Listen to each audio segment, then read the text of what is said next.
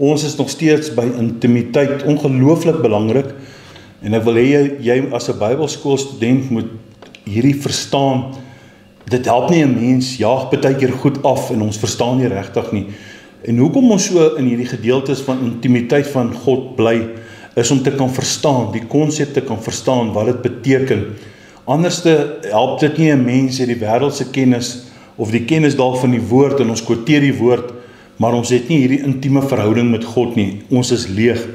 So baie welkom by lesing 15 vandag. So vat tyd en geniet hierdie gedeelte saam met ons en ek dink tog elke gedeelte van God se woord in die Bybelskool bly interessant en is altyd lekker om dit te kan doen. Om in die woord van die Here te bly en om die Heilige Gees as hemelse onderwyser te kan hê is ongelooflik lekker. Daar was 'n Skotse evangelis en Bybelstudent met die naam van Oswald Chambers en hy sê hierdie volgende. Hy sê God se konsep van diens is nooit in wat ons doen nie, maar in wat ons word. En ek dink ons gaan dit op die skerm vir jou sit. Dit is nogal baie belangrik. Ek quoteer hierdie woorde van Oswald Chambers. Hy sê God se konsep van diens is nooit in wat ons doen nie, maar in wat ons word. Dit is ongelooflik belangrik. Daar is so baie mense wat dinge doen. Niks meer verkeerd nie om dinge te doen nie. Maar ons as mense het die intimiteit verloor. Intimiteit is 'n plek in hom waar jy word wat jy alreeds is in hom. En ek dink dit is baie belangrik. Wat beteken dit? Ons kom nou uit 'n gedeelte uit van priesterskap en ons bly in hierdie priesterskap. Intimiteit is hierdie gedeelte van priesterskap. En wanneer priesterskap eers werklik herstel is en ons terugkom in die volle passie as God se priesters, dan doen ons dit wat te doen is, of dan doen God wat te doen is deur ons. So God gebruik ons dan om sy volmaakte werk of die werk wat hy geskep het dan te doen. En dit sien ons in hierdie verklaring van hierdie wonderlike gedeelte van hierdie Pentekost, hierdie Pinksterfees wat die Here gebruik het in Handelinge 1 vers 8. Hoor wat sê hy? Hy sê, en julle sal krag ontvang wanneer die Heilige Gees oor julle kom. So hierdie is baie belangrik. Wanneer die priesterskap eers werklik herstel is en ons weer terugkeer tot 'n volle passie in God, as God se priesters, dan doen God dit wat te doen is in ons. So hy gebruik ons. As ek dit so kan gebruik, as ek die woordjie in Engels kan gebruik, en ons ken dit almal, he's busy molding as, hy's besig om ons te mold, hy sit ons in hierdie vorm, hy's die pottebakker, en ons is die klei, so hy's besig om ons dan te vorm. En dan sê Handelinge 1:8, hy sê wanneer julle sal krag ontvang wanneer die Heilige Gees oor julle kom. Jesus het nie te doen as eerste, ek wil nou net myself herhaal, Jesus het nie te doen as eerste prioriteit geplaas nie, maar om te wees. Jy sien, ons moet hierdie passie en hierdie prioriteit van om te wees eerste plaas as om te doen. So hierdie intieme verhouding, hierdie verhouding wat die Here in ons gestel het, om te wees wie ons is. Wat sê die woord? Hy wat in ons is groter as hulle wat in die wêreld is. En weer eens ook, ons as priesterskap, die bekleding van die kledingstuk van Jesus waarmee ons gevorm word of is beter om te wees as om te doen. Om te doen is nie meer verkeerd nie, maar die eerste prioriteit is om te wees wie God sê ons is. Die enigste ding wat groter is as om reg te doen, is om reg te wees. Here, vorm my, help my om reg te wees, sodat ek reg kan doen. Ek moet heilig lewe, ek moet heiligmaking nastreef, ek moet sorg dat ek doen wat God se woord sê ek moet doen, en ek moet opstaan in geregtigheid vir God. Ek moet doen wat God wil hê ek moet doen. Is dit maklik? Ja. As ons hierdie intieme verhouding met die Here het, is dit eintlik baie maklik om dit te kan doen wat God wil hê ons moet doen. En daarom kyk ons na Jesus se leringe. Wat het Jesus gedoen? Jesus het, toe hy op die aarde was in sy tyd, 3 jaar voordat hy in sy tyd gedoen het, het hy ook as 'n kind na die samekomste toe gegaan, hy het na die tempel toe gegaan, hy het die woord geleer, hy het hulle gaan leer, sodat hy ook kon reg wees, om sy disippels te leer, sodat hulle ook dan die regte dinge te kan doen. en daarom kom die priesterskap uit dit uit, en dit vorm ons. So, wat beteken dit? Ons moet sit, ons moet regkom, ons moet reg wees, en dan moet ons gaan doen. En dit is wat die Here ons leer, sodat ons kan doen om hierdie intieme verhouding met God, hierdie intimiteit as priesters te kan doen, sodat ons daar kan doen. Ek dink nie iemand word in 'n volmaakte wêreld gebore, of volmaak gebore in 'n wêreld wat gebroken is nie. Nee, ons moet eers reg wees, ons moet eers leer om reg te wees. Ons moet eers leer om hierdie intieme verhouding met die Here Jesus reg op te neem, sodat ek en jy vandag kan reg doen. As ek ietsie van myself kan sê, en ek wil nie eintlik regtig oor myself praat nie, maar ek leer dit, kom ons gebruik dit as 'n getuienis. 'n Mens doen, en 'n mens maak baie foute, en skep ruimte vir foute, maar ook om te leer, om te wag op die Here, om seker te wees dat die Here ons in 'n plek insit, sodat ons daar eers moet wees.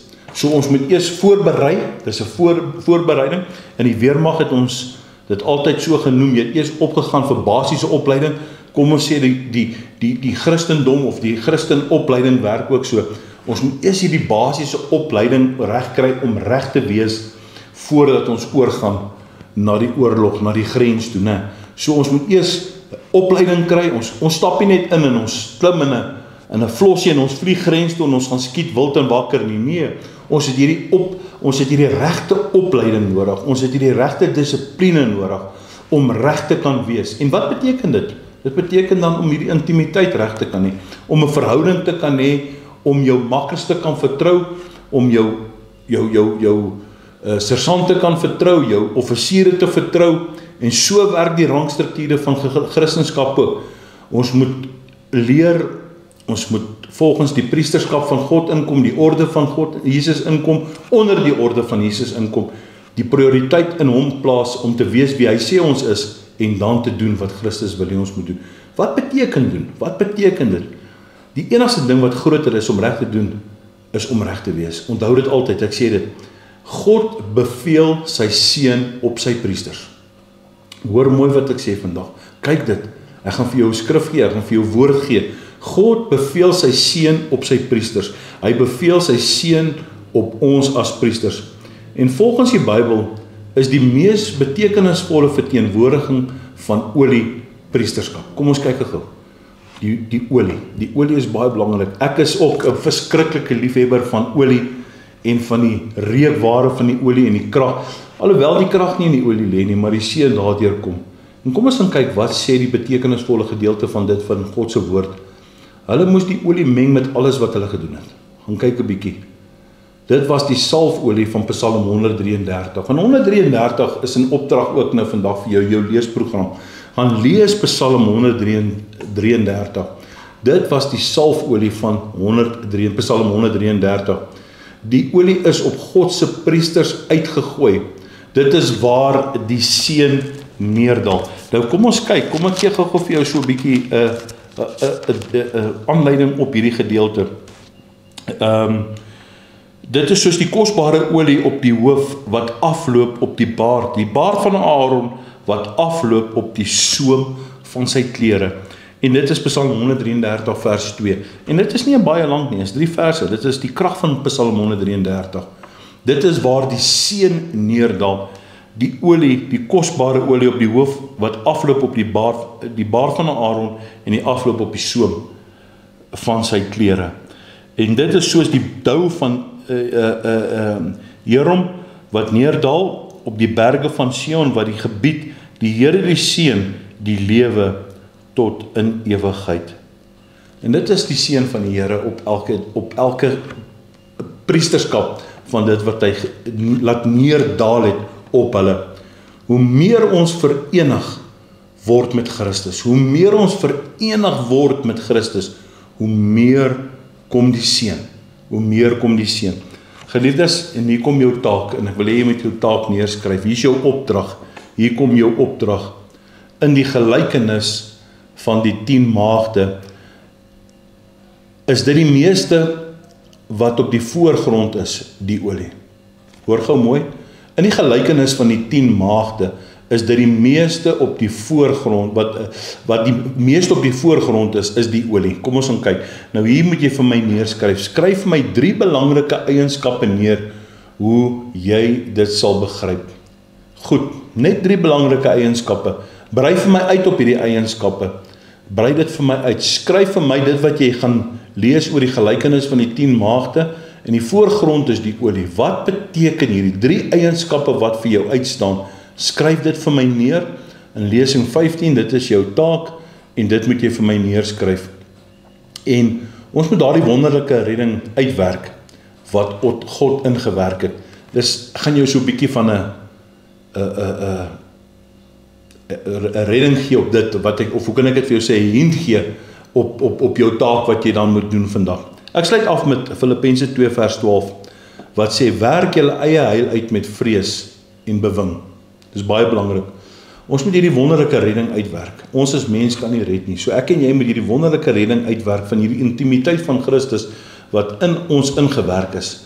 En Filippense 2, Paulus kom en hy skryf in Filippense 2 vers 12, werk julle eie heil uit met die vrees en bewing. Baie dankie dat julle saam geluister het met hierdie lesing. Ons gaan nog bietjie aangaan so verder. Ek gee vir julle net kort opdragte, maar skryf vir my hierdie opdragte of kort lesings rondom dit sodat julle dit kan begrip en verstaan en gaan lees dit. Baie belangrik. Bid oor jou woord, lees jou woord, kry die begrip van die woord. Skryf vir my hierdie 3 belangrike eienskappe neer. Hoe jy dit sal begryp in die gelykenis van die 10 maagde is die meeste op die voorgrond die olie. Ok, so skryf vir my hierdie 3 belangrike punte neer. Baie dankie dat julle saam geluister. Die Here seën tot 'n volgende keer.